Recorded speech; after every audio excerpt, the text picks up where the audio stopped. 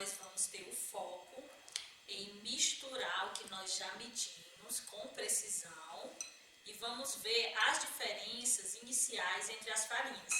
Então, nós podemos ver um pouquinho, por exemplo, da coloração.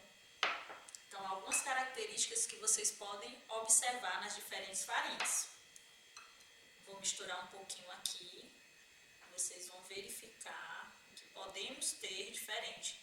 Nós poderíamos também peneirar essa farinha, se vocês quisessem testar, não é? Fazer de uma forma mais equilibrada também, pode ser, mas a gente resolve na sova. Vamos primeiro misturar o nosso fermento biológico. Novamente, são as mesmas quantidades para cada farinha. Do meu lado esquerdo, a farinha italiana e no meu lado direito, a farinha nacional Dona Maria Pizza. Misturei nos dois, retirando toda a quantidade necessária e começo a misturar as duas farinhas. Observem, como eu falei anteriormente, nós não estamos dando aquele tempo para que o fermento comece já a atuar. Vocês podem também estar se perguntando por que não vai açúcar nessa medida, não é? Que seria o mais comum. Essas farinhas, a maior parte delas é amido, em que nós temos um grande polímero, em que temos a nossa glicose, que vai se transformar no que a gente quer, nesse CO2, nesses nossos aromas, no nosso pão, na nossa pizza, no nosso panetone. Então, aqui nós estamos primeiro fazendo com que os carboidratos que esse micro-organismo se alimentam, a partir de enzimas que eles produzem, que nós tenhamos essa mesma produção.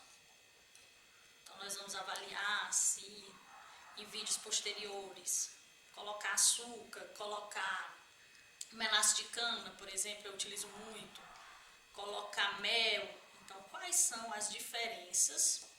Açúcar mascavo, então quais são as diferenças na utilização dessas diferentes substâncias, dessas diferentes moléculas, as nossas moléculas que estão na nossa cozinha. Misturamos os secos, nós vamos agora colocar a água. Importantíssimo, por quê?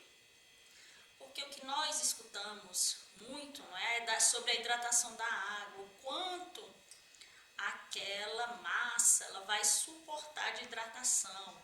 E por que a água? A água ela é necessária no metabolismo desses micro-organismos, de qual é a velocidade, como ele vai produzir esse CO2. Então, eu vou colocando aos poucos, para que vocês também possam observar as diferenças na absorção, na hidratação dessas massas.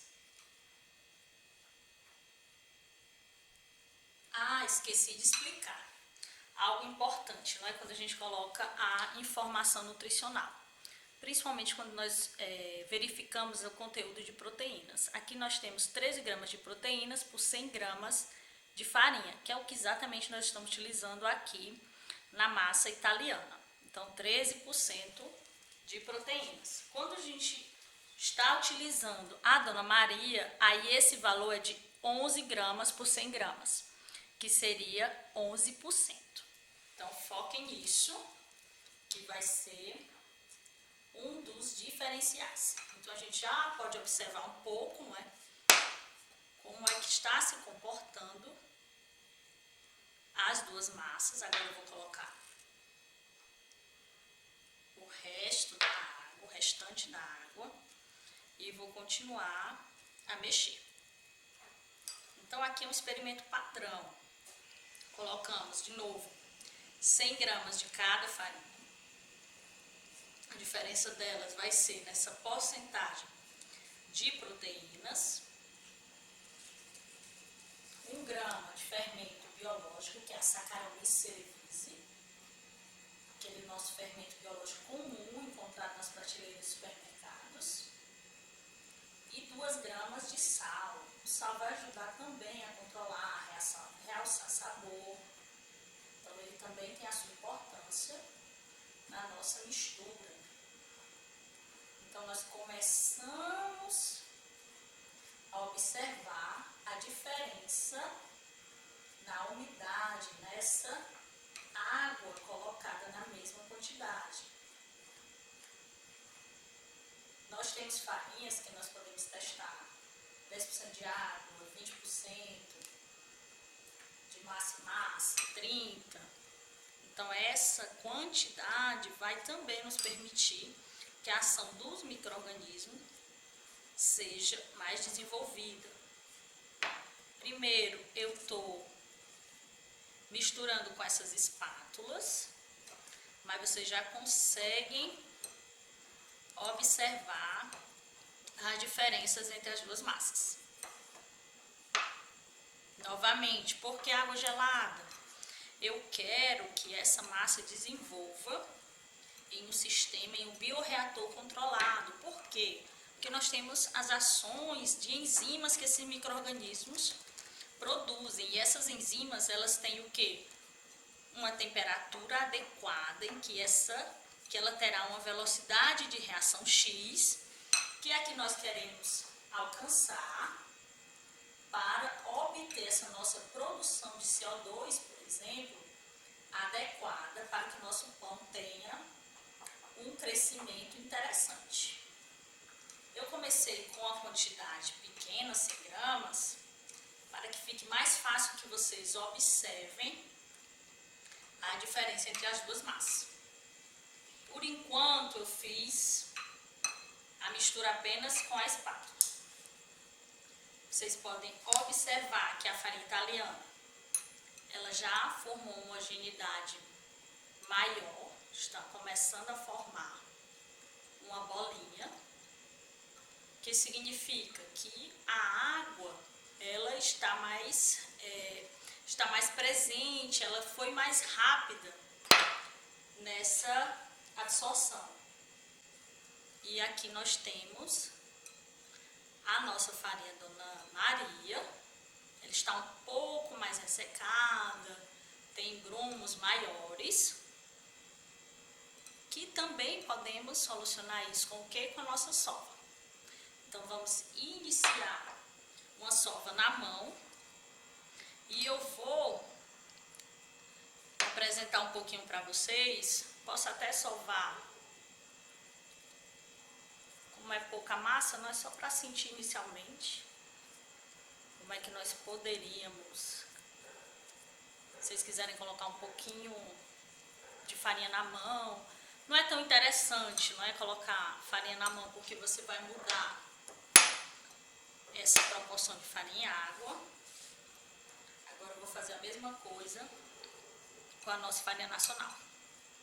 Começo a agregar mais água, fazer que esse sistema realmente fique mais homogêneo.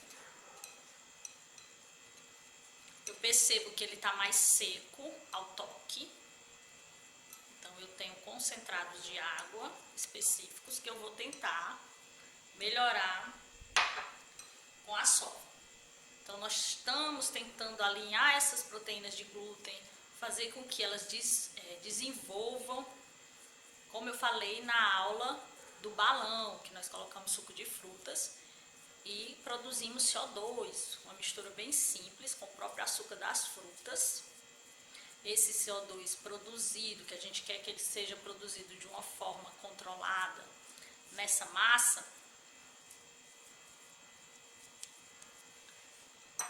que ele possa fazer com que essas proteínas do glúten se desenvolvam da melhor forma estruturalmente e permitam que a nossa massa cresça e proporcione, né, aqueles alvéolos que dão aquela maciez na nossa massa de pão. Então a gente já começa a observar como é que a massa está se desenvolvendo. nós ainda vamos detalhar, podemos detalhar as reações, a autólise que está ocorrendo aos poucos. Eu posso deixar já começar a crescer, não é? Fazer esse primeiro desenvolvimento nessa consistência. Observem aqui na mão que eu sinto a massa da nossa Dona Maria um pouco mais resistente à sova. Vamos fazer essa primeira sova e deixar em temperatura controlada. Por quê? Porque aqui com a minha própria mão eu já consigo sentir uma temperatura mais elevada. Se você tiver um termômetro em casa, aquele termômetro de cozinha, você consegue sentir essa diferença. Então você vê uma hidratação uniforme nessa massa italiana. E você observa a massa da Dona Maria um pouco mais resistente, para que a gente possa observar a formação daquela estrutura de glúten, aquele ponto véu, digamos assim. O que é que eu faço agora?